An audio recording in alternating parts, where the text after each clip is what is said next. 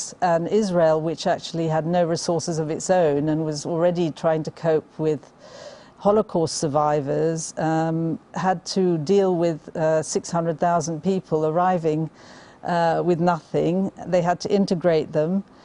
It was very, very hard at the beginning, but you won't find any of these people actually calling themselves refugees now, whereas the Palestinians will say they are still refugees after 60 years.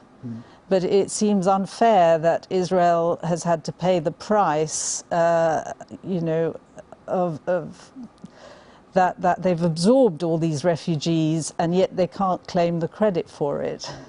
Now, when we talk about refugees in these circumstances, and for the Palestinian Arabs as well, they've left their homes, their businesses, their communities, their synagogues, the graves of their family members, and they've left all that, and they've literally, I guess, walked to Israel with nothing. Well, that is absolutely true, that some of them did walk, literally, and they were completely uprooted, and their tradition and their history and everything has all gone, and there's nothing left.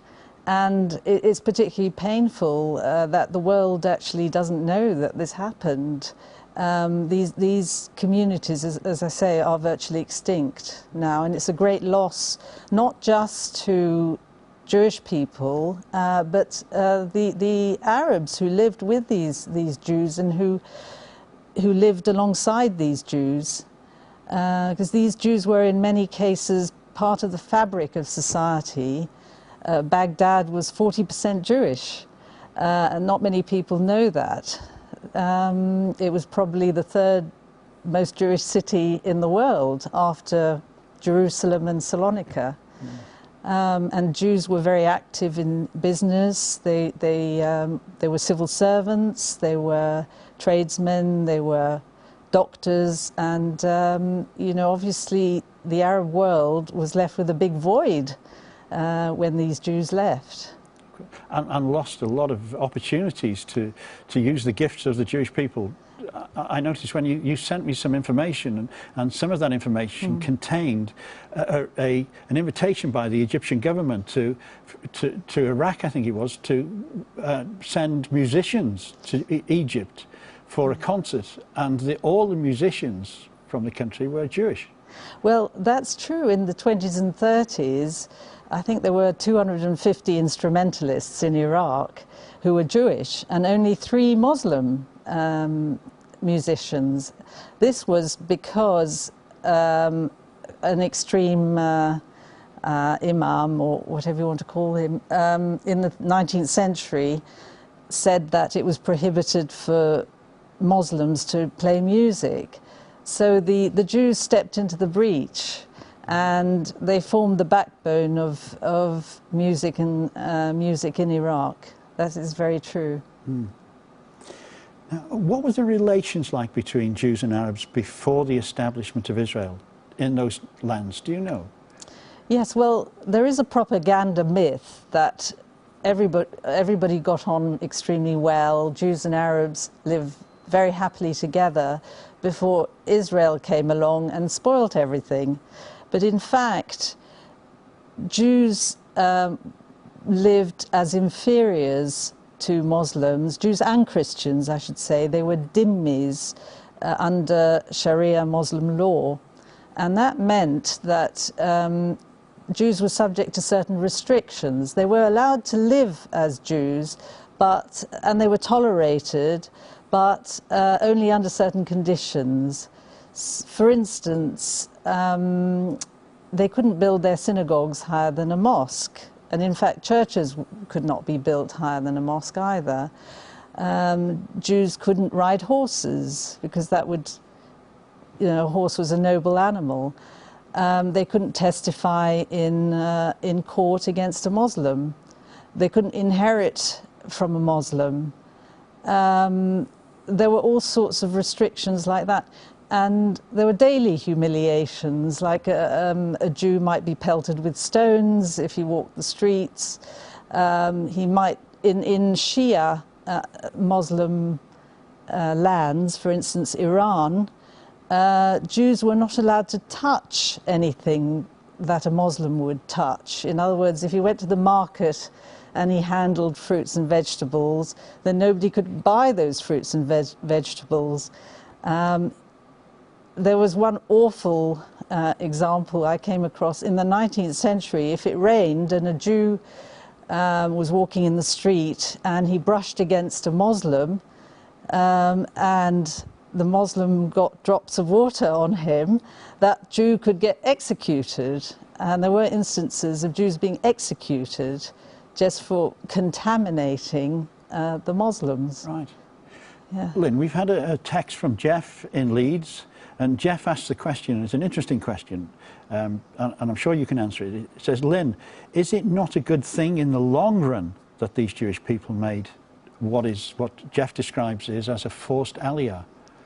Well, every cloud has a silver lining, and Jeff's right in a way that they probably made better lives outside, but it was nevertheless a terrible uprooting for them.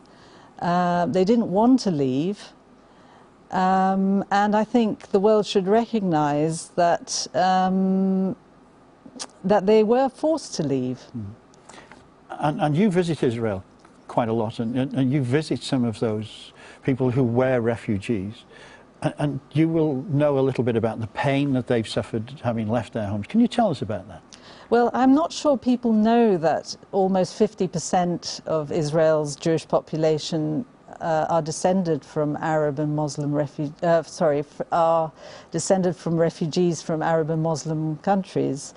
If you visit a town like Sderot began as a tent camp actually for Jews from Iraq, Iran and North Africa. And it's definitely important to realize this. I myself, my parents came from Iraq and they were forced to leave in 1950. And even though, you know, I have no real desire to go back to Iraq, it's still a part of one's identity to know that you came from that part of the world, that you know, your traditions are a bit different, that your cooking is different. You know, I grew up hearing Arabic spoken, and you know, it's just something that people ought to realize. How did it affect your parents from the emotional point of view, and obviously the material point of view, because they had nothing? Yes, they were not allowed to take anything out with them. They had to start from scratch, and but they rebuilt their lives, and they didn't wallow in self-pity. They didn't feel they were victims in any way.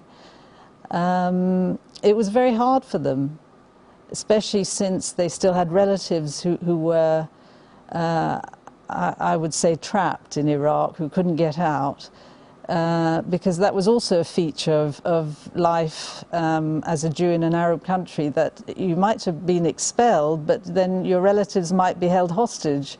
You know, and that accounts for the fact that Jews took a while to leave. It was a sort of slow process. It began in 1948, but in fact the last of the Jews did not leave until 10 years ago. They left Syria, for instance, in 1990 when there was a big effort to let them out. But these Arab regimes did tend to keep them as hostages. And I don't think people realise that that's all part of the persecution that they went through. And even today there is an issue over refugees, Jewish refugees from Yemen. Yes, that is true. The great majority of the community in Yemen did leave in 1948. They were airlifted out, actually, on the wings of eagles, which you probably know from Isaiah, I think, comes from a verse in the Bible.